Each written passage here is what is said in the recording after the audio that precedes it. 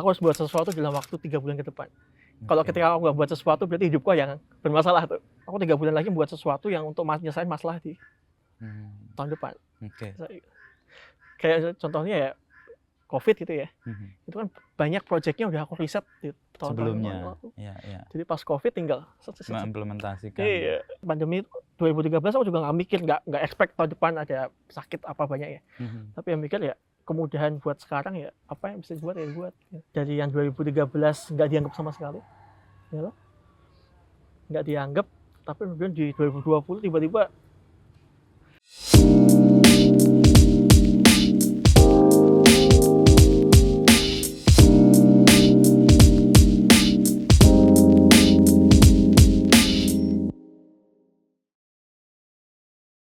Atau menurutmu mental health itu isu yang sekarang muncul atau dulu Karena ada, COVID. dulu nggak peduli karena COVID? COVID itu kan transisi psikologis ya. Mhm. Anak-anak yang 3 tahun di rumah tiba-tiba digembleng sama dunia luar Yang realitanya sangat berbeda. dan realitanya nggak ngasih transisi.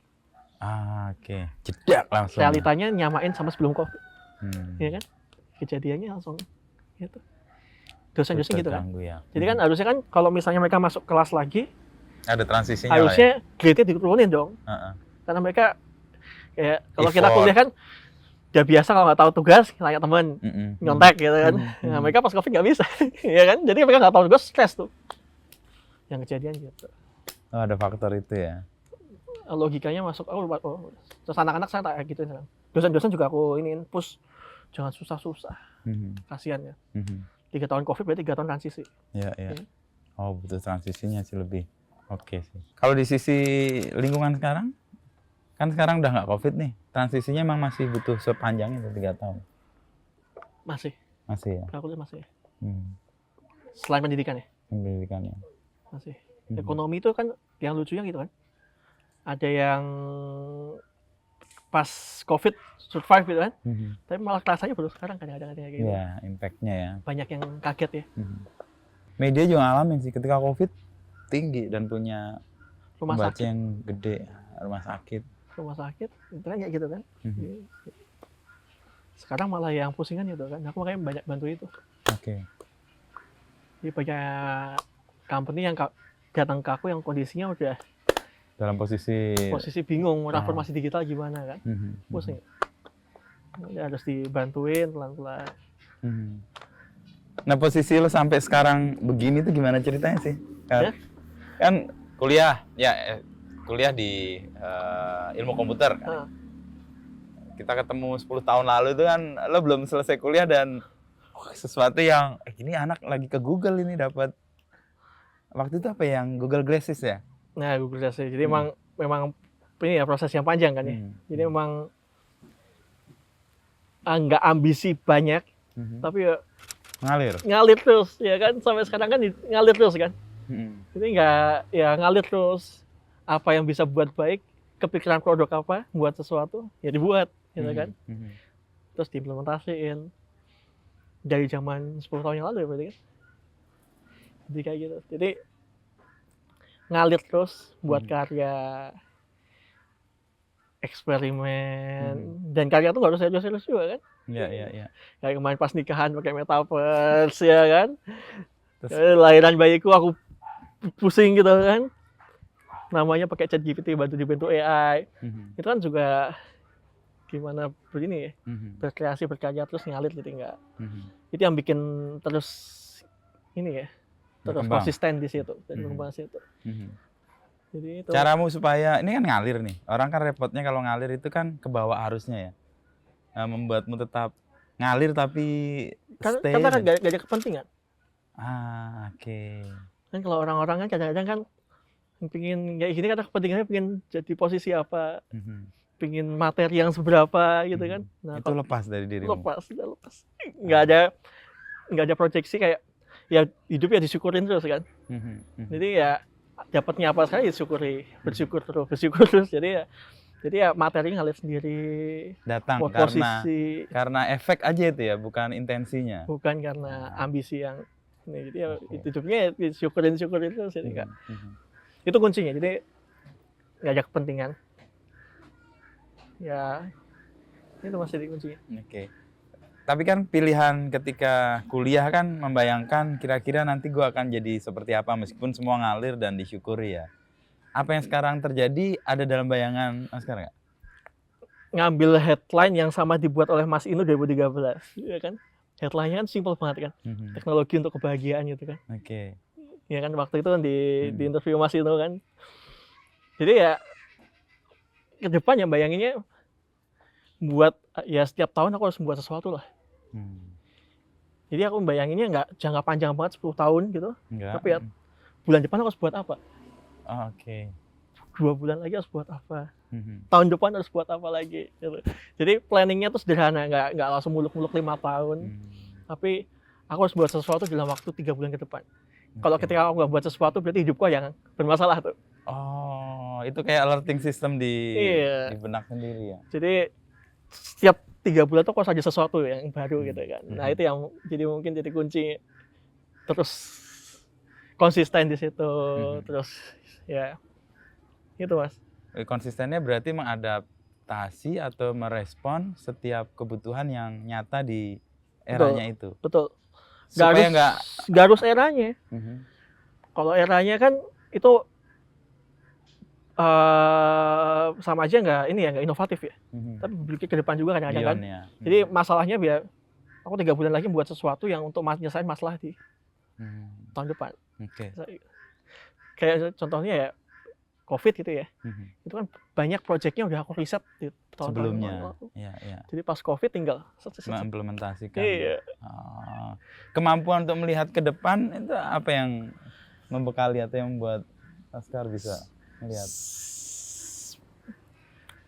Randomly speaking ya, setiap hari baca koran. Setiap hari dari kecil baca koran. Update gitu ya? Buat update, jadi tahu isunya apa. Tapi sisi lain juga banyak ngobrol sama cross sektor. Cross sektor. Itu jadi nggak hanya di bidang kita aja. Itu kacau kalau misalnya aku cuma ngobrol sama di bidang itu, aku yakin isunya terbatas. Makanya Mas Ino kenal aku misalnya di art juga ada, ya itu salah satu contohnya gimana bisa keep up sama macam-macam isu. Nah dengan kemampuan membaca lalu cross sektor itu lalu bisa mengantisipasi kayaknya ada sesuatu yang akan terjadi ke depan, bikin inisiatif apa? Antisipasi itu kan kalau kita mikirnya udah jelek ke depan ya, ya kan. Tapi ya nggak harus antisipasi lah istilahnya. Jadi buat sesuatu yang benar-benar kayak contohnya AI sekarang gitu ya. Aku kan mikirin gimana ke depan itu kan. Aku salah satu komen menarik kemarin pas bayiku lahiran yang lucu aja. Orang zaman dulu butuh bertapa 30 hari buat nentuin nama. Debat sama keluarga besar untuk nentuin nama. Tapi sekarang dengan AI misalnya, tinggal masukin bapakku pingin apa, keluarga besar kita apa, terus masukin apa macam-macam, kemudian jadi satu. Itu kemudian bisa jadi nama misalnya seperti itu. Nah, jadi itu Mas. Jadi nggak harus mengantisipasi, tapi kita mikirin solusi-solusi atau mungkin ya untuk kemudahan-kemudahan ke depan lah seperti itu ya. Pandemi gitu ya, pandemi 2013 aku juga nggak mikir, nggak expect tahun depan ada sakit apa banyak ya. Tapi yang mikir ya kemudahan buat sekarang ya apa yang bisa dibuat ya dibuat. Itu hampir 7 tahun sebelumnya itu 2013 kamu udah mikirin soal bagaimana itu layanan kesehatan. Nggak expect 8 tahun ya. 2013 berarti 2020 kan. 2020. Itu lumayan ramai ya. Dari yang 2013 nggak dianggap sama sekali, ya loh, nggak dianggap, tapi kemudian di 2020 tiba-tiba ramai banget. Ya sampai ketemu kemudian lo terlibat di Peduli Lindungi dan menggunakan apa yang udah lo lakukan itu ceritanya gimana? Jadi ini cerita yang belum banyak dieksplor di banyak tempat ya. Jadi waktu itu 2013 aku riset terkait dengan inovasi untuk wabah penyakit. Ya. Dan orang waktu itu nggak berpikir apapun. Wah, nggak berpikir apa-apa, malah cenderung diinjek-injek kan.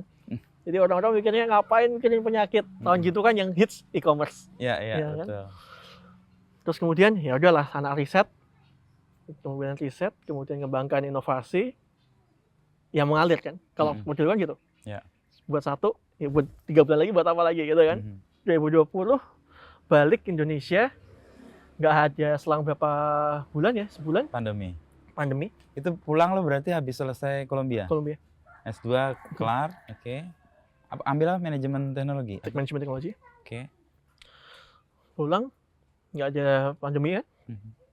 Kemudian selang berapa ya, 1-2 mingguan tiba-tiba ada yang call untuk minta bantu di tim nasional. Oke.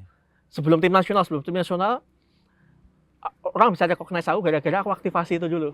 2013 di Jogja. Di Jogja. Di Jogja. Kalau ini aktivasi, rame, terus tiba-tiba itu sudah pandemi ditetapkan.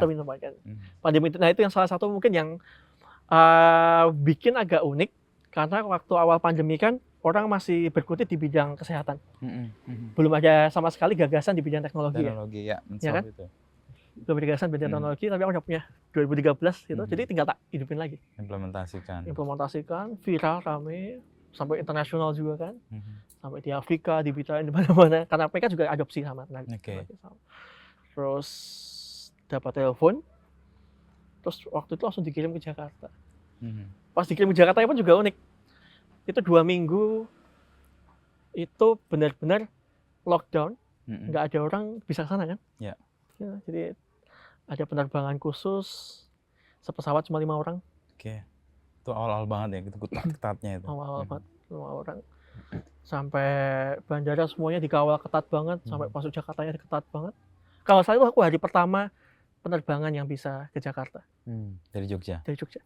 Jadi bandaranya chaos. Nggak tahu tuh, ini gimana prosedurnya. Jadi hari pertama penerbangan yang boleh antar kota. Pesawat boleh terbang.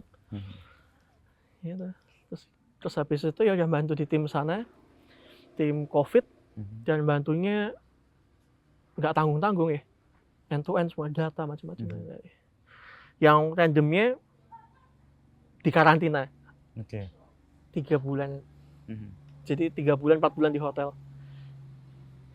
Supaya lebih ini ya, lebih fokus. Ya udah tuh ngalir. Jadi kalau makanya aku bilang, wah di bidang kesehatan 2020, 2001, 2004. 4 tahun.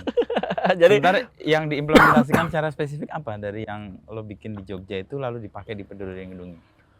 Jadi kan waktu itu kan ngembangin bagaimana mobile app yang bisa untuk wabah penyakit 2013. Mobile app untuk wabah penyakit 2013. Nah, dan kemudian di tingkat nasional itu juga ngembangin inisiatif yang serupa. Ngumpulin semua stakeholder kementerian. Dan aku terlibat di tim yang di situ, kasih kontribusi gimana arsitekturnya, waktu itu kemudian gimana implementasinya, dan yang paling masalah bukan ternyata aku terlibat banyaknya bukan di aplikasinya langsung malah datanya. Jadi pas awal di datanya dulu, datanya tuh yang paling capek banget. Pas awal-awal COVID kan lockdown semua. Tes COVID kita tuh berapa 15 hari ya? 15 hari kan. Hasilnya baru kedapat ya. Dapat. Jadi aku ya ke lapangan terus mastiin pelaporannya supaya bisa 3 hari seperti apa. Jadi bolak-balik ke lab. Ya. Untuk memastikan itu. Memastikan datanya ngalir, baru benar, baru kita move ke aplikasinya. Di aplikasi pun juga itu kan banyak hal COVID yang sebenarnya ini mau jadi buku juga sebenarnya.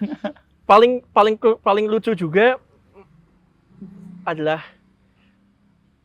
di belakang data COVID itu kan juga banyak hal-hal yang nggak masuk nalar gitu ya. Misalnya angka COVID gitu, provinsi, kota kabupaten, nasional beda. Tugasku juga itu. Mensinkronkan. Itu kan sinkronkan kan lumayan ini ya. Pembedanya apa? Karena input datanya berbeda atau data aktualnya berbeda? Banyak faktor di situ. Banyak faktor dan aku harus ngelobi satu kepala daerah buat ke situ. Jadi waktu semuanya lockdown aku ke daerah macam-macam. Ke 10 daerah yang prioritas dan angkanya bedanya jauh. Sampai ya jalan ke sebuah Kalimantan, ke Sumatera. Itu beda data itu. Menjadi sama kemudian karena apa? Inputnya banyak faktor. Nggak semuanya bisa pakai logika. Tes kemudian bisa sinkron semua? Sistemnya disamakan, itu yang pertama. Sistemnya disamakan. Itu yang paling dari sisi rasionalnya. Sistemnya disamakan. Terus Itu yang sistem disamakan itu yang paling fundamental. Dan ya itu sistemnya sama, SOP-nya disamakan semua. SOP-nya disamakan. Ya, ya. Jadi kan di awal kan nggak ada SOP. Persis. Orang nggak mikirin data. Nggak ada mikirin data. Oke. Orang tuh cuma mikirin laporin, isi formulirnya ini. Tapi data governance-nya nggak ada mikir. Ini tugasku kemana-mana, mastiin sampai bawah. Sama. Sampai orang ngisinya gimana. Jadi kalau kita pikir tata kelola data COVID itu nggak mikirin datanya langsung diinput, tapi mulai orang nulis di situ seperti apa. Oke. Sampai ngalir. Ini kan ketahuan di trace. Ini berubahnya di mana?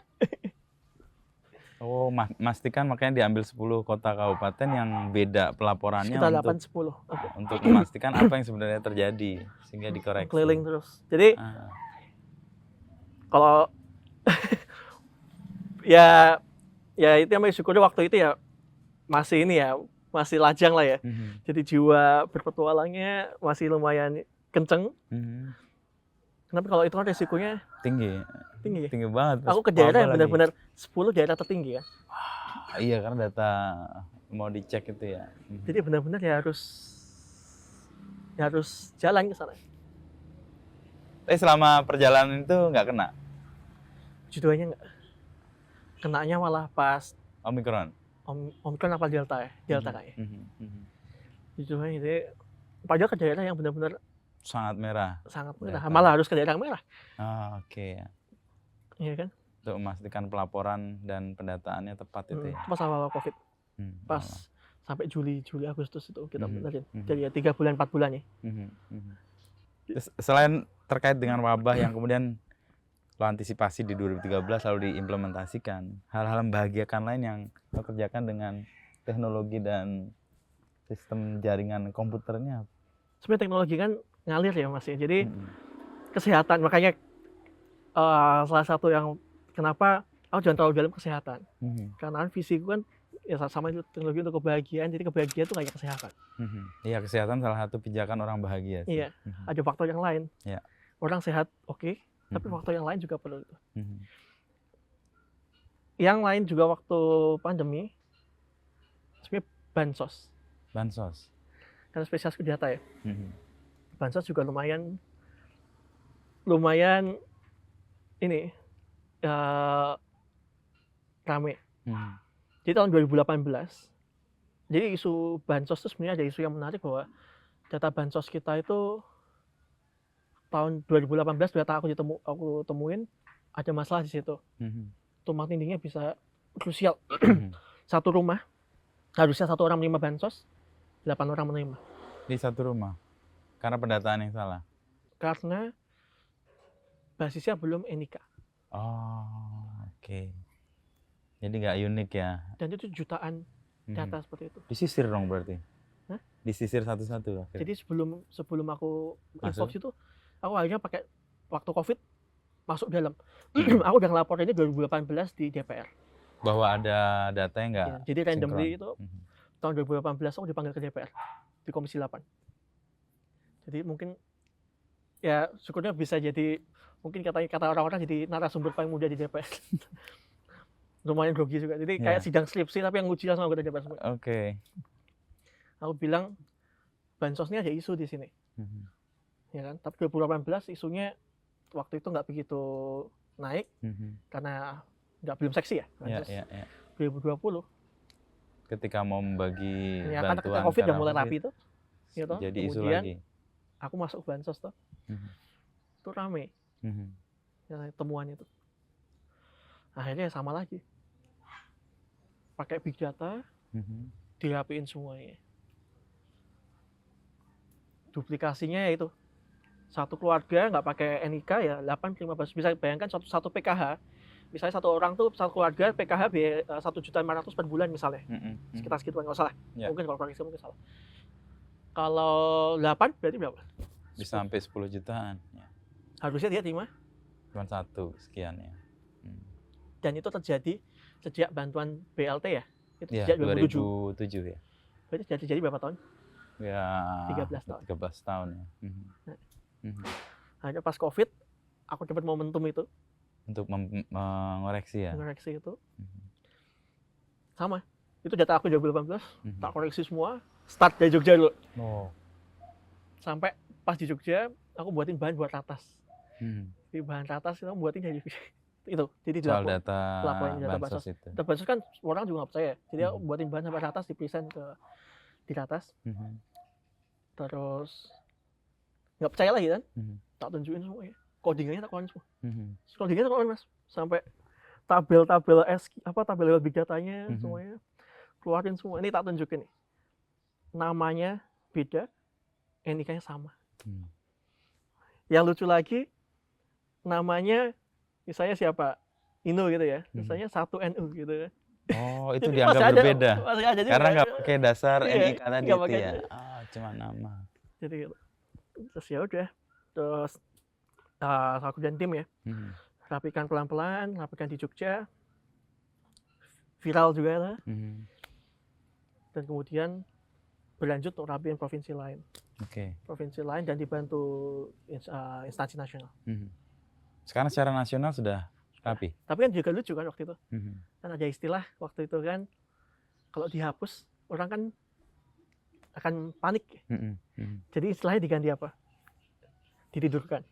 Oh, datanya. Tapi itu istilah yang bagus ya. Karena pas bansos COVID itu pun juga kita juga nemuin framework baru bahwa orang rentan, tapi setiap hari itu ada orang rentan baru. Dan itu orang-orang yang kadang-kadang pemerintah ini ya belum siap mengenali ya. Karena siapnya dengan metode yang 3 bulanan nemuin orang rentan. Tapi setiap hari aja tiba-tiba hotel tutup, berubah jadi rentan kan. Nah itu yang kita akomodir juga di situ. Jadi saya nggak tidur kan, karena ya ada yang tidur datanya, tapi bisa aja orang itu data tersebut bangun karena rentan tadi itu. Fleksibel. Itu lumayan itu lumayan gede, dan bisa dibayangkan ya kalau ada jutaan data yang ditidurkan 13 tahun, berarti bisa dihitung angkanya berapa. Iya. Berarti ada kepentingan-kepentingan yang dirugikan juga dong? Aku nggak bisa komen itu ya. Tapi pastinya kan aku bikinnya dari sisi pendataannya, akuntabilitas, governance, logisnya, ya kan. Itu. Dan friendly speaking, semua itu startnya dari relawan semua. Jadi aku yang ngerjain tadi itu ya, ngerjain yang COVID data itu, kemudian ngerjain yang bansos, itu juga geraknya dari akar rumput, bukan karena kewajibanku di struktural harus mengerjakannya itu, enggak. Karena aku ya benar-benar di state yang kayak gini-gini, nggak ada posisi struktur, ya kan, jadi bebas buat ngapain, itu yang ngalir. Dan nggak ada kepentingan juga. Nggak ada kepentingan, ya kan, jadi itu senengnya itu kan. Jadi kemerdekaan buat berkarya berinovasi itu ya, itu yang. Meskipun nggak ada kepentingan dalam arti materi atau jabatan, tapi kan Oscar punya kepentingan, artinya punya keinginan tertentu dengan semua yang Oscar mau lakukan selain tadi teknologi untuk membahagiakan. Friendly speaking, nggak ada yang lain. Selain ya itu, jangan bilang kan hidup kan disyukur, ya bersyukur, maksudnya ya nggak, malah aku pikir jangan sampai aku malah ke situ. Kalau ke situ berarti idealisme gue ya. Kepentinganku harus di situ terus. Harus bagaimana bisa membuat sebuah inovasi produk baru di fase tertentu. Iya. Dan materi posisi harus tak posisi ngalir. Kalau aku di situ bisa kejebak nanti malah kemerdekaan berkarya berinovasi jadi ini kan. Puji Tuhannya, syukur alhamdulillahnya materi ngikutin kan. Aminnya materi ngikutin lah. Kalau enggak kan PR juga. Paling enggak kan baru membangun keluarga, punya mimpi-mimpi yang lain juga. Ya. Cukup lah. Hidup kan cukup, ya kan? Cukup. Cuman ngukur cukupnya orang beda-beda kan. Iya, cukup. Jadi ya selalu posisikan hidup tuh cukup. Iya kan, jangan kalau ambisi terlalu tinggi-tinggi malah ntar ya bagus lah punya mimpi ya. Tapi kalau buat filosofi hidup tuh harus cukup. Nah, dalam proses untuk kemudian menemukan hal-hal yang kemudian membahagiakan dengan bantuan teknologi ini kan kadang-kadang kita punya rencana tapi kadang-kadang nggak sesuai nih. Pernah nggak dalam situasi itu? Pastinya pernah. Tapi kan aku bilang tadi, aku setiap 3 bulan buat sesuatu yang baru ya. Jadi kalau misalnya nggak sesuai rencana, ya udah buat yang lain aja baru. Kecewanya dijawab dengan membuat sesuatu yang lain. Iya. Paling kecewanya cuma 1-2 hari kan, karena Aku masih ada yang lain. Jadi nggak kecewanya nggak lama-lama, ya kan? Sekarang lagi proses bikin apa? Banyak hal pasti. Transformasi digital. Transformasi digital. Di pemerintahan masih support. Oke.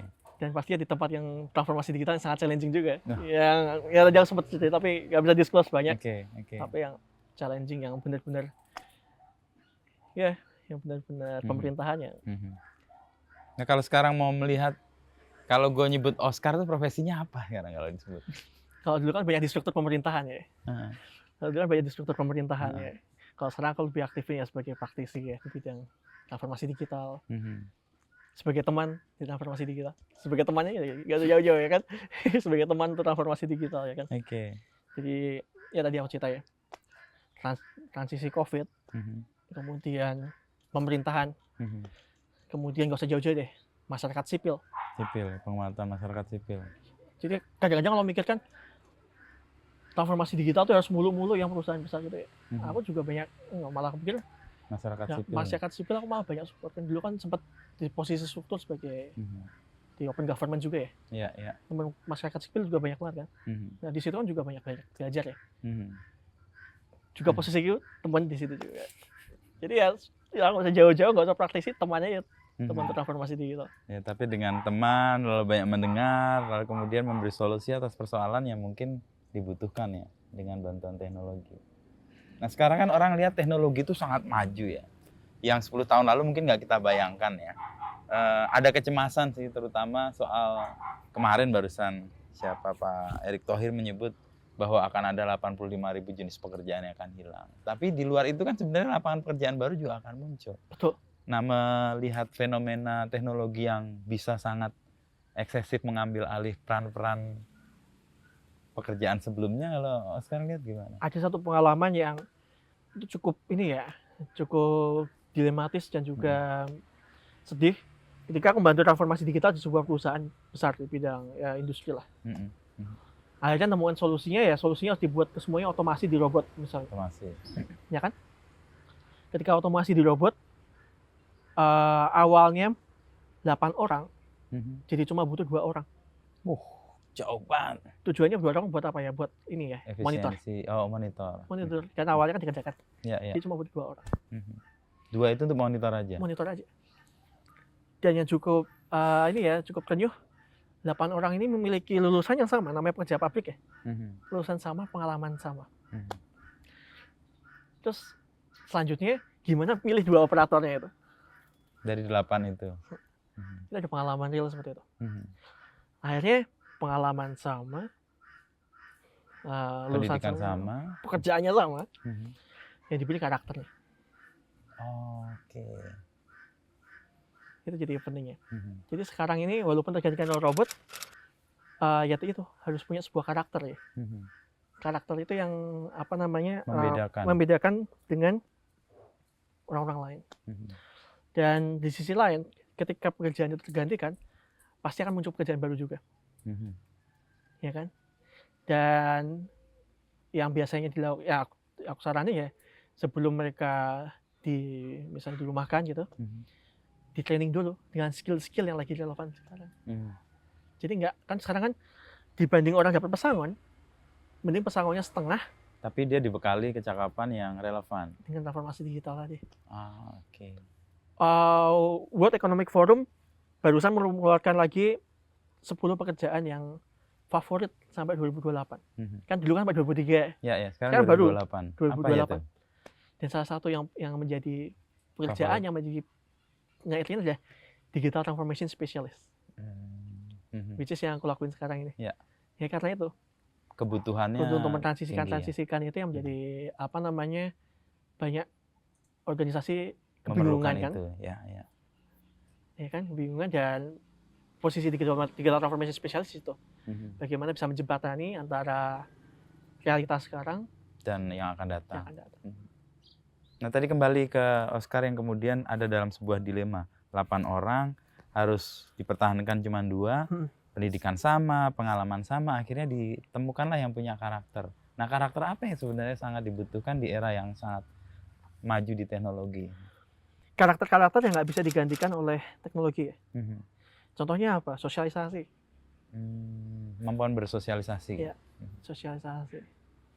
Sosialisasi gitu juga, itu biasa sosialisasi yang menjadi hal yang ini ya. Kalau misalnya 8 pekerja yang dikenal bosnya 2, karena 2-nya itu biasa sering ngobrol sama bosnya, sering mingle gitu ya. Oke, itu sosial. Kemampuan dia berkomunikasi juga ya, ya. problem solving, yang problem solving yang gimana nggak bisa digantikan oleh mesin robot atau robot ya. Iya. Jadi banyak skill yang yang nggak bisa digantikan oleh robot, yang di situ yang menjadi penting. Nah, pendidikan bisa punya peran itu nggak? Karena kalau soal kemampuan teknis kan sebenarnya orang bisa ditrain dalam waktu yang singkat. Punya. Makanya aku selalu menekankan juga, kebetulan aku juga aktif di kampus kan ya, sebagai ketua alumni. Ketua alumni MIPA lagi, termuda. Waduh. Ini juga ya, ini ngalir juga nih. Ngalir juga itu. Iya kan, ngalir kan, jadi ngalir. Nggak ada rencana, nggak ada impian ke situ, tiba-tiba ditugaskan itu. Jadi itu yang aku selalu challenge ke teman-teman mahasiswa juga ya, dan juga dosen ya. Kalau teman-teman cuma kuliah ngincer IPK, mending nggak usah kuliah. Nggak ada gunanya juga. In reality aku interview kerja orang nggak tanya juga IPK-nya berapa. Ya. Jujur, di CV nggak pernah lihat IPK. Aku sampai sekarang tahu orang-orang top nggak pernah lihat IPK-nya berapa. Oke. Ya kan? Apa yang dilihat, apa pengalamannya dia? Dia pernah ikut conference di project apa, macam-macam. Itu yang bikin dia nilai lambat. Itu aku bilang ke teman-teman juga. Ya. Jadi ya itu kuncinya ya. Kalau sekarang kalau misalnya cuma mikirin akademis, pendidikan, nilai itu. Ya contohnya, aku bersyukur juga waktu di UGM ya terpilih sebagai mahasiswa berprestasi juga waktu itu. Tapi nggak kumlot juga nilai. Teman-temanku juga pada bingung loh. Kok iso nggak kumlot tapi berprestasi? Ya aku juga bingung juga waktu itu ya. Puji Tuhannya udah mulai terbuka buat seleksi, bukannya nilai dari akademisnya aja, tapi dari pengalamannya. Jadi itu mungkin jadi kunci ya buat teman-teman muda ya. Saran Oscar buat anak-anak sekarang muda yang ini dalam posisi anak-anak pada bingung sebenarnya. Aku kan ngajar juga. Ya. Mereka ngerasa kayak jurusan gue keliru atau kecakapan yang gue miliki sekarang kayaknya nggak akan relevan 5 tahun ke depan. Terus apa yang harus mereka lakukan sekarang?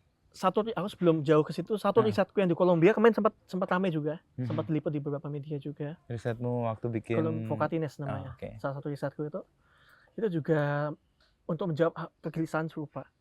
Banyak anak-anak yang kuliah kemudian bingung kenapa nggak relevan. Nah, akhirnya kita ngembangin sebuah metodologi AI, riset AI. Waktu itu puji Tuhannya dapat grant dari Kolombia juga waktu itu. Untuk analisa. Jadi kita kasih beberapa form, kemudian kita kasih AI analisis untuk mengolah. Ketahuan. Memang mereka interestnya bukan di situ. Jadi mau diarahin kayak apapun, kalau nggak interest ya nggak bisa. Jadi mereka interestnya nggak di situ. Contohnya kita waktu itu kan analisa banyak tuh di SMK malah, anak-anak vokasi. Itu anak vokasi kita lihat. Kita contohnya misalnya, aku kuliah SMK perkapalan. Lalu interestku. Jadi dia ngambil karena apa? Perintah atau karena mengalir begitu budaya aja? Kan biasanya mas budaya di Indonesia kan. Otoritas yang tinggi menentukan. Otoritas yang tinggi yang menentukan. Nah, ini mungkin yang sistem yang harus mungkin mulai kita terbuka ya. Jadi interest anak itu di mana? Harus ditemukan. Dan temukannya pun kadang-kadang ini peran teknologi. Kadang-kadang temukan pun nggak bisa semudah. Ya, dapat wangsit atau kapasitas, apa gitu. Ya, kadang-kadang ini makanya kebetulan risetku tuh masih harusnya dikembangkan lagi lebih jauh, yang bisa dibuat open jadi anak-anak bisa menemukan interestnya di situ mudah. Tinggal submit aja. Lalu kemudian AI itu akan membantu menemukan interestmu pada bidang apa. Jadi dan itu harapannya malah sebelum masuk ke jenjang kuliah. Ya, dia pilihannya menjadi lebih awal ya. Awal. Jadi peningkatan kapasitasnya juga lebih awal. Kalau misalnya sudah telanjur di situ nggak apa-apa juga. Jadi pas tengah-tengah dia harus mulai nemuin interestnya di mana. Kan beda ya.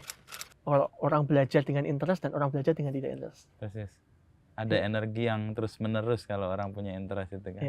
Capek dia kerjain, malas dia lawan. Jadi gitu. Jadi mungkin anak muda seperti itu. Jadi interestnya dan dia keep up-nya juga akan lebih kreatif di situ. Karena dia punya interest itu, aku akan ikut event ini, akan ikut ini. Ya itu yang bikin dia banyak pengalaman. Oh, oke. Makanya IP itu nggak melulu jadi acuan kalau kita ngelihat seseorang ini punya kapasitas atau kemampuan, tapi lebih kemampuan dia berorganisasi, Ya jujur, sosialisasi. IPK tuh aku masih sekarang, aku paham ya konsep IPK itu bagus. Tapi at the end di CV nggak pernah masuk IPK. Dan nggak jarang itu buat filter administrasi ya, tapi administrasi biasanya. Filter administrasi kan. Setelah itu orang lihat sisi yang lain sih. Iya, tapi at the end pun kan ya IPK kan ya setiap kampus standarnya beda-beda. Jadi kalau mau jadiin filter pun jadi aku kira belum ya kayak tadi data input tadi kan bisa beda-beda. Bisa sini keluar IP 3,5 dengan mudah. Bisa 2,7 cuman. Dan sekarang pun aku yakin di sistem rekrutmen sekarang belum bisa mengidentifikasi sampai kampusnya sampai segitu. Jadi let's put experience ya the first thing lah, the priority. Nah, untuk yang tadi anak SMA oke lah, dia bisa mendapatkan pemahaman minatnya sebelum dia mengambil keputusan di kampus. Tapi kalau untuk yang udah kuliah, dia udah dalam tanda petik terjebak di kampus itu, di jurusan itu, tapi ternyata interestnya beda nih. Saran Oscar apa untuk anak-anak ini? Jadi gini, salah satu experience-ku juga ya. Jadi pas di kampus pun ya, walaupun jurusan kita di situ, tapi usahain untuk explore semua. Itu yang bikin aku nggak terjebak di satu hal aja, tapi bisa luas. Contohnya ini, aplikasi yang terkait dengan wabah penyakit. Kalau aku cuma belajar di komputer, nggak akan nemuin ide. Nggak akan kepikiran membuat itu. Ya kebencanaan dulu sempat cerita. Itu ngobrol sama anak geofisika. Aku ingat banget itu ada acara itu ya, acara talk show kan. Kemudian aku ngobrol di warung kopi, terus udah jadilah ide. Jadi ngobrol di kampus itu jadi hal penting untuk teman-teman mahasiswa. Jadi teman-teman mahasiswa biasanya akan kebingungan ketika mereka nggak temukan ide. Tapi ide itu kan keluar ketika mereka mengeksplorasi dengan banyak pihak ya. Art, tahu sendiri kan? Art, ya benar. Nah, salah satu cita-cita randomku kan aku pengen pameran di pameran terbesar di Jogja. Itu cita-cita randomku dari sampai sekarang nggak belum terwujud. Ya, dari dulu pengen. Jadi kayak gitu. Jadi walaupun backgroundku IT, tapi aku pengen punya cita-cita random kayak gitu misalnya. Oh, aku bisa paham ternyata. Kenapa ketika lo SMP senang dengan fotografi, SMA pun demikian, lalu kuliahnya ilmu komputer, tapi membidangi itu dan menggeluti kesukaannya itu di tengah-tengah semua yang lagi kamu jalan itu ya, di kampus itu. Jadi paralel di situ. Iya. Gaul dengan banyak pihak gitu ya. Dengan banyak pihak. Dan butuh apa ya, kalau itu kan keluasan waktu, kemampuan kita berinteraksi dengan orang juga. Ya. Kemampuan berinteraksi dengan orang kan juga nggak ujuk-ujuk ya. Ya kan ketika kita banyak ngobrol, itu akan lebih tahu. Ya kan, dengan orang seperti ini ngobrolnya seperti apa, ngobrolnya seperti apa. Dan itu kan nggak bisa dipelajari di kampus. Ya. Nah kalau interest itu menurut lo sesuatu yang bisa dibangun atau ya itu terberi, kita nggak bisa membangun itu? Bisa dibangun. Dan itu dinamis ya. Namanya tren dunia. Nggak usah random deh. Orang interest di dance K-pop. Ya. Nggak bisa given. Persis. Ya kan ada faktor yang masuk. Ya, tiba-tiba ada. Jadi ada faktor yang bisa dinamis tergantung masing-masing individu. Jadi kita nggak bisa memaksakan. Jadi setiap orang ya lihat sesuatu dia interest. Oh ternyata ini aku seneng sama ini. Just become interestnya dia. Iya. Membedakan interest dan passion gimana kalau Oscar? Sebenarnya kalau tipis ya. Interest itu kadang-kadang ya passion lebih dalam kalau menurutku. Oh, lebih dalam. Iya kan? Kalau kita ngambil dari kata-kata serapan bahasa Inggrisnya. Iya kan? Makanya judul film juga passion, ya kan? Nah, jadi passion lebih dalam. Interest tuh yang sifatnya suka tapi ya bisa aja habis itu nggak lagi ataupun ya suka aja. Kayak pintu masuknya aja itu. Kalau passion lebih dalam. Gitu. Kalau untuk orang bekerja sekarang kita punya pengalaman banyak gitu ya. Tapi orang itu di pengalaman itu sebenarnya nggak punya passion di situ. Lu lebih memilih yang punya passion dan pengalaman itu atau pengalaman aja? Aku lebih milih yang ada passion di situ. Iya kan? Jadi dia punya passion, punya semangat di situ. Kenapa kalau punya Pengalaman doang? pengalaman doang? Karena kalau punya pengalaman doang, takutnya ketika dia dihadapkan sebuah permasalahan, dia akan akan ya udah give up, menyerah. menyerah. Tapi kalau dia punya passion di situ, dia akan berpikir terus menerus ya. Ya. Komitmennya jadi lebih tinggi gitu ya. Ya kayak gitu kan. Ya zaman sekarang ya era digital kan ya. Hal-hal kayak gitu kadang-kadang manusia secara pribadi susah. Makanya ini harus, aku yakin sih berapa bulan lagi atau berapa tahun lagi mungkin banyak AI generator yang buat menentukan ngecek ya. Cek passion, apalagi kan generatif AI kan, generatif AI ini akan sangat masif. Jadi orang-orang kan lebih menemukan passionnya kan lebih cepat kayak. Dengan menginput aja ya data-data yang dia punya. Dia punya. Awalnya kalau misalnya aku pengen ngetik sesuatu, dia punya passion tapi dia bingung, dia generatif AI, dia dibantu sudah. Aku kira akan ada tren passion orang-orang akan lebih banyak dapat gara-gara AI. Jadi dengan segala yang coba gue cerna dengar, lu ngeliat teknologi sebagai sesuatu yang positif banget ya? Teknologi positif, harus positif. Dan teknologi itu hadir untuk mempermudah kehidupan kita. Jadi jangan dibalik ya. Membahagiakan tadi kan. Jangan dibalik. Jadi itu prinsip dasarnya. Dan ada transisi di situ kan. Ada orang yang bingung loh, aku pengen bahagia dengan teknologi, gimana caranya? Nah, aku selalu berusaha di situ. Sebagai gap, untuk ngisi gapnya. Menjadi transformer gitu ya, atau jembatan untuk mentransformasikan. Mentransformasikan. Jadi kalau ada salah satu hal transformasi yang paling utama adalah punya hobi cari masalah dulu. Iya kan? Bener, hobi cari masalah. Iya, kalau nggak ada masalah kita nggak bisa mentransformasikan apa-apa. Jadi kalau bila aku juga punya quotes, di setiap masalah itu pasti ada inovasi, ya kan? Dan transformasi. Inovasi dan transformasi. Setiap ada masalah, pasti ada ruang inovasi situ. Kalau nggak ada, kalau inovasi nggak akan kejadian kalau nggak ada masalah. Jadi sikap lu menghadapi masalah sebenarnya gembira ya? Oh iya, berarti kan nemu ruang inovasi di situ. Iya, ada ruang inovasi, ruang transformasi juga. Ada yang bersikap ketemu masalah dia menarik diri, tapi ini masalah, wah ini dia nih. Betul. Iya, jadi banyak hal kayak main pas nikahan yang masalah nggak bisa ngundang orang banyak gitu kan. Persis. Tapi gue datang loh. Datang, thank you Mas datang. Itu ini ruang inovasi kan. Persis. Jadi itu pernikahan pertama pakai metaverse itu. Ramai itu sampai di level di mana juga kan. Itu kan ruang inovasi kan. Ada masalah. Ada masalah. Karena protokol kesehatan nggak bisa ngundang banyak. Aku pengen ngundang rame. Saudara juga nggak bisa datang. Ya, karena terbatas transformasi. Iya. Transportasi ya, Pas wabah penyakit itu juga 2013 juga karena masalah kan. Aku ketua KKN ada nemu anggotaku sakit malaria.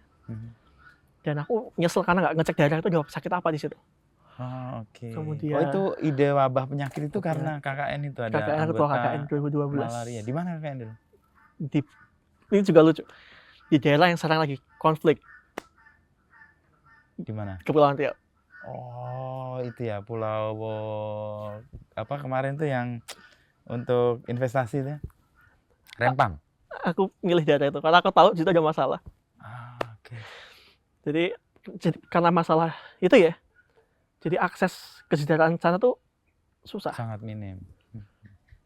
Makanya kita harus datang ke situ kan. Kalau mungkin kakaknya yang slow kan bisa milih datang ke ini ya. Daerah Jakal atas ya kan itu bisa. Tapi pilih ini ada satu daerah yang menarik nih. Ya kan, ada permasalahan di situ, permasalahannya lumayan kompleks dan nggak semua orang paham. Kesejahteraan sosial di sana terganggu.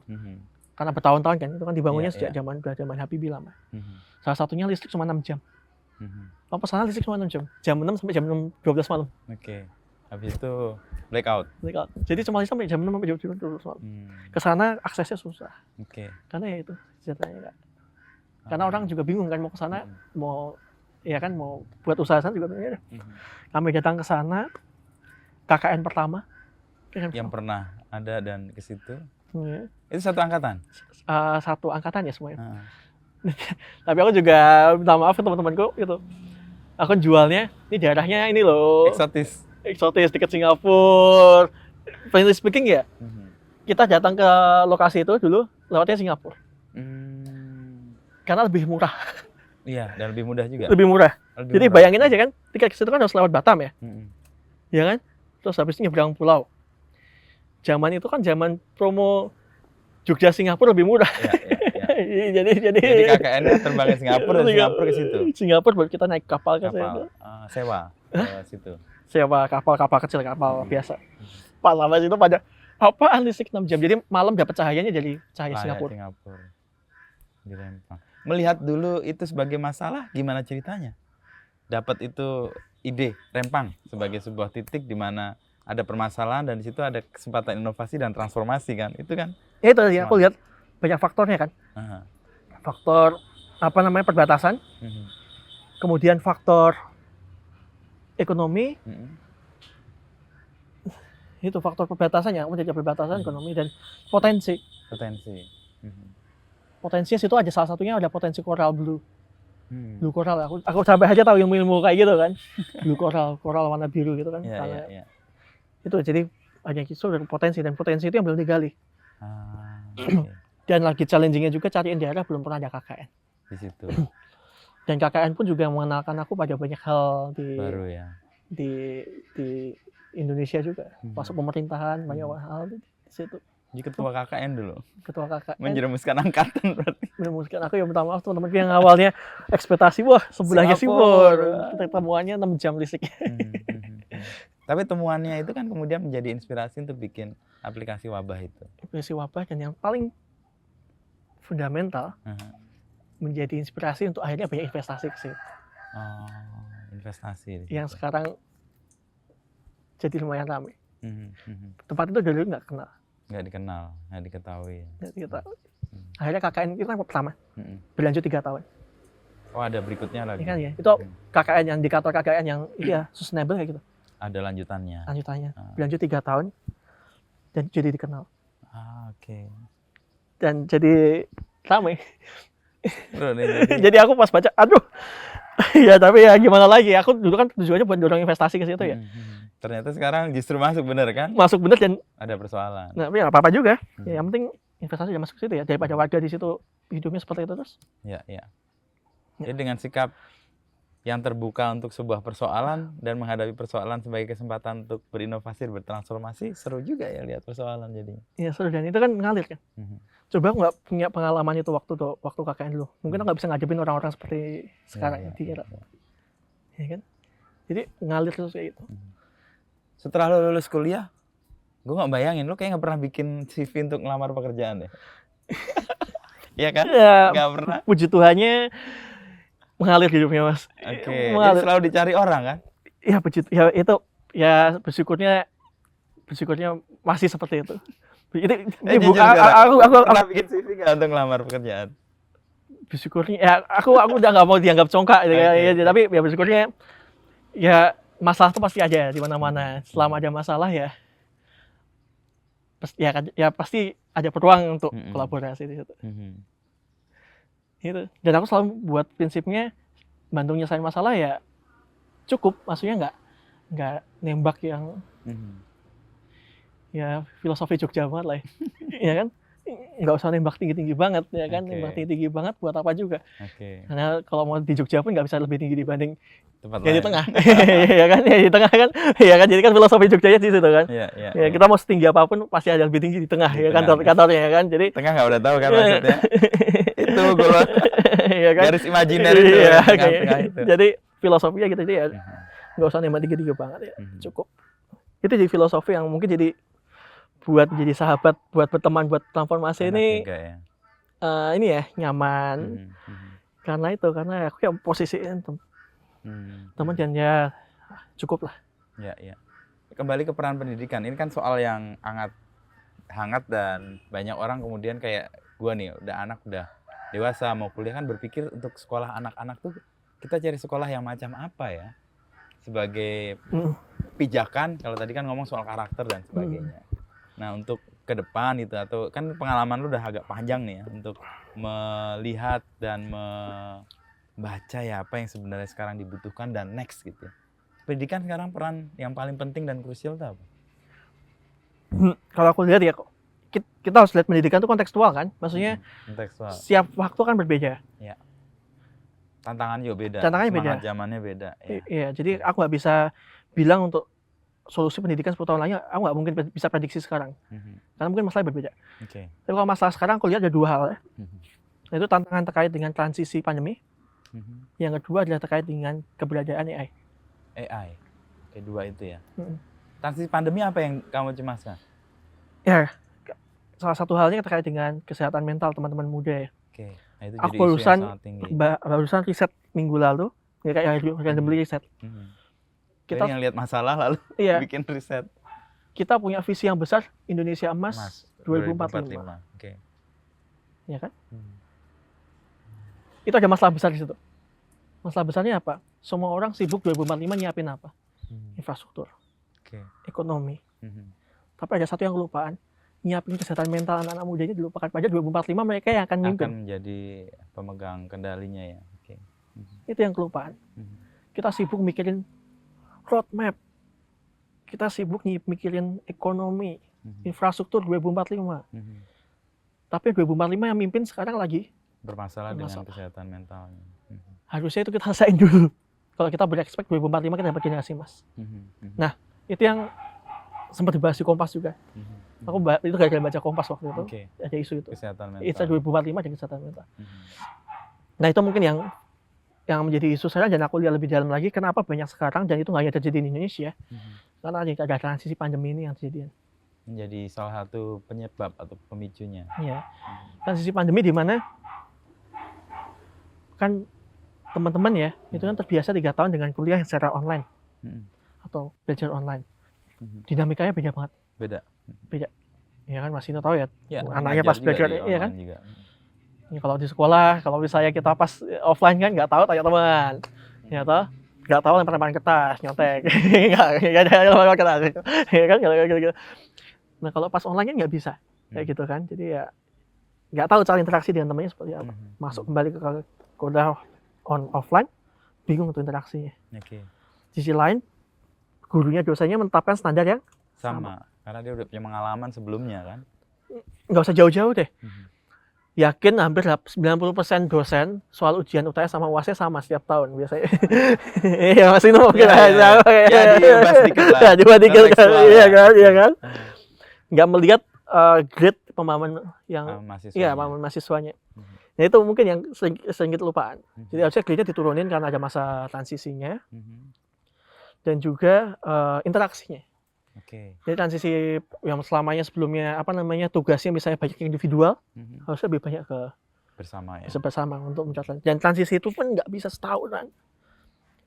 Itu hitungan kasar. Kita 3 tahun pandemi ya, transisi 3 tahun. Kasarnya. Aku nggak punya logika buat itu. Tapi untuk hitungan kasarnya 3 tahun. Itu yang mungkin isu yang pertama. Pertama ya, soal kesehatan mental. Yang kedua tadi soal AI. Artificial Intelligence. AI ini kurikulum kita belum adaptif untuk AI ini. Kenapa belum adaptif? Aku yakin anak-anak muda sekarang hampir 70% ngerjain tugasnya dibantu AI. Ya, bahkan saya mempersilahkan sih. Ya kan? Untuk membuat esai, please gunakan teknologi untuk memperkaya risetmu, tapi analisisnya adalah analisismu. Ya, gitu. 70% pasti pakai AI. Ya. Isunya apa? Belum ada skill set gimana mereka menggunakannya dan mengimprove hasil AI itu. Itu belum, jujur aku juga belum nemu gimana ya cara kurikulum untuk adaptif di situ ya. Karena contohnya misalnya apa? Kita tanya misalnya bagaimana bisa menciptakan Indonesia ramah lingkungan, gitu kan? Kok tugasnya itu? Jawabannya satu Indonesia kan sama, ya kan? Nggak kebayangkan tugas kuliah satu Indonesia jawabannya sama semua. Iya kan?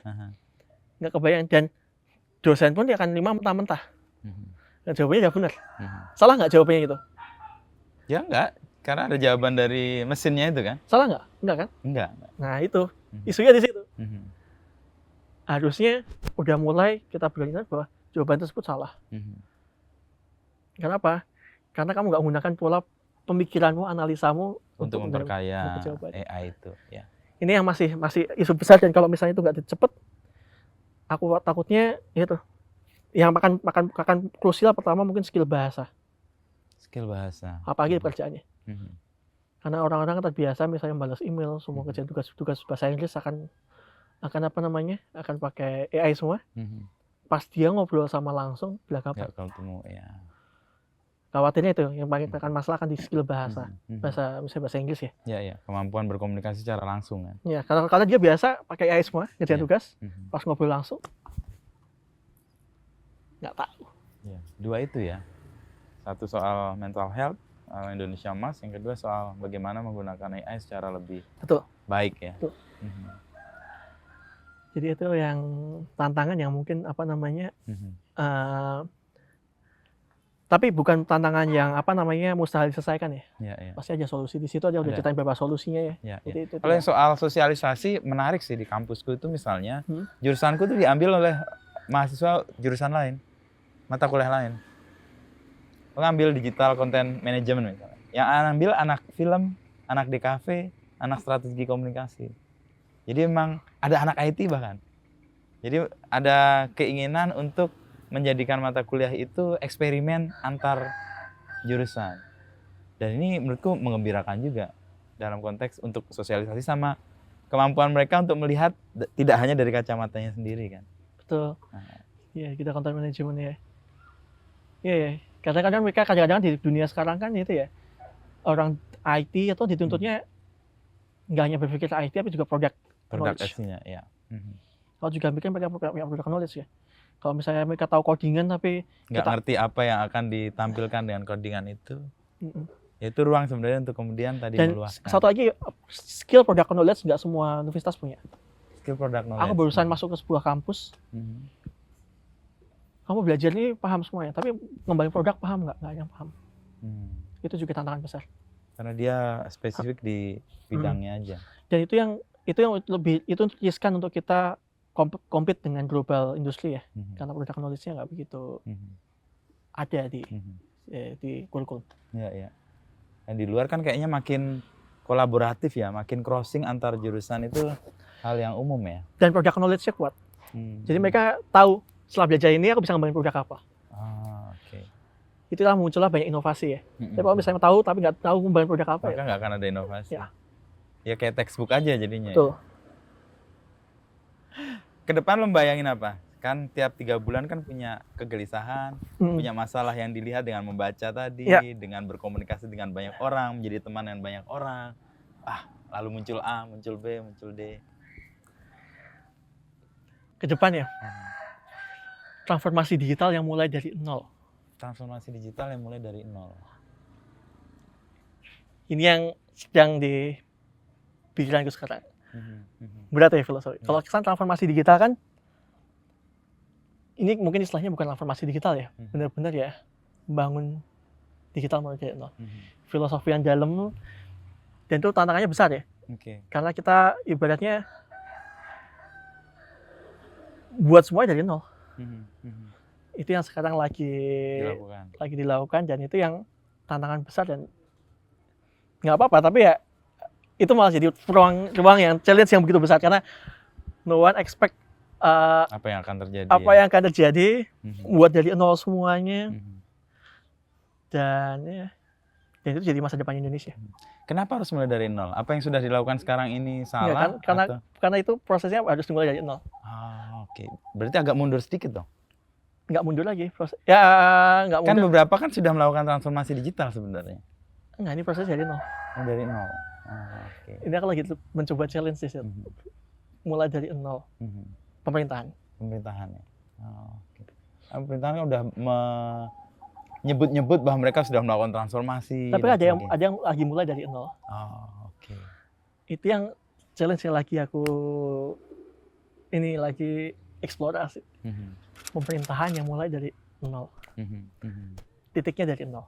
Oke. Wah, ini hal yang menarik nih.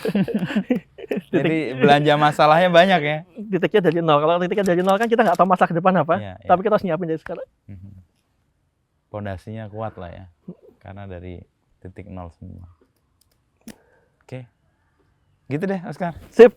Sejam kita ngobrol di rumah yang banyak banget pohon mangganya nih. Iya nih, lagi musim mangga nih.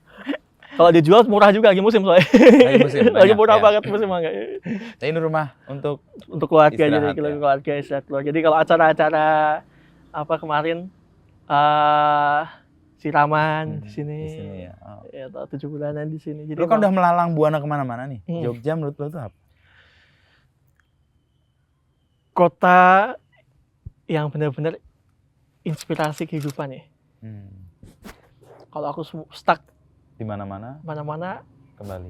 di sini ya tempat inspirasinya. Oke. Jadi benar-benar kota penyelamat untuk inspirasi. Ya, tahu sendiri Mas Indo kan kalau cari inspirasi nyepeda, Iya. ya kan? Keliling. Datang event pameran apa, Bahkan sesuatu yang nggak ada dalam apa? cakupan bidangmu sebenarnya. Iya, orang-orang kan what the heck gitu, apa gitu, what the heck bahasa IT. Tiba-tiba Oscar ada di acara kayak gini gitu kan.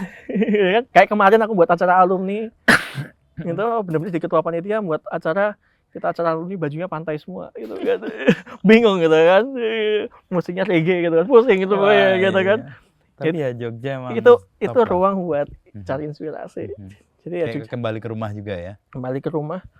Ya rumah pastinya rumah tuh bisa di mana aja ya. Pas keluarga tuh ada rumah kan. Iya. Tapi sebagai inspirasi ini Kota ini ya. kota ini semuanya mulai dari sini inspirasinya. Persis ya. Sekolah semua di sini juga. Dan ini angkatan pertamanya dia yang akan aku wawancara nih, yang besok pulang, Sunu. Lusa, Regas, satu angkatan, satu geng nih anak-anak. Dulu ya bersama bertiga ya. Kerjaannya kami ya ini juga satu grup. Oke. Mereka sering main ke rumahku yang satunya itu. Oke. Ini tuh satu grup kalau malam kita kongko kadang-kadang gambar-gambar cantik lah. Gambar-gambar cantik. Gambar juga ya. Pulang jadi ilustrator, Regas jadi sutradara, ini jadi transformasi digital nih. Gambar. Tapi tadi dia bocorin, Regas waktu SMP ya? SMP bikin film sama dia yang menang dia. Kalau juara satu, dia juga kaget. Jadi juara satu, iya. Kalau bikin kontes gambar, jangan-jangan dia menang juga mau ulangnya. Ya, makanya aku sering ngeposisiin kan, aku nggak mau kalah, aku seniman juga, seniman teknologi, ya kan. Mau ulang seniman ini ya kan, karya seni, karya rupa. Ini seniman si teknologi.